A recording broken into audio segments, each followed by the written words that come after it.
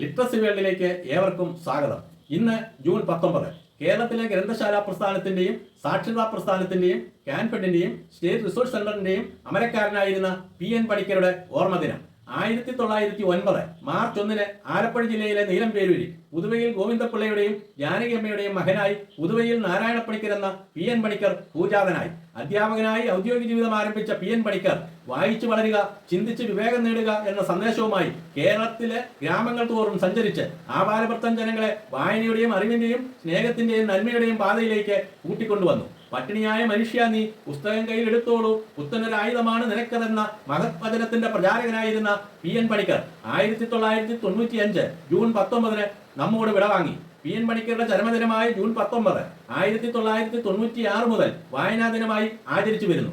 വായനയിലൂടെ നേടുന്ന അറിവുകൾ ചിന്തകളായും വ്യാഖ്യാനങ്ങളായും സ്വപ്നങ്ങളായും വികാരങ്ങളായും വിവേചനങ്ങളായും മാറി മനുഷ്യനെ അതിരുകളില്ലാത്ത ലോകത്തിലേക്ക് ആനയിക്കുന്നു. മനുഷ്യ പുരോഗതിക്കും സാമൂഹ്യ പരിവർത്തനത്തിനും നാടിന്റെ വളർച്ചയ്ക്കും ഹേതുവായ വായന പരിപോഷിപ്പിക്കേണ്ടതുണ്ട്.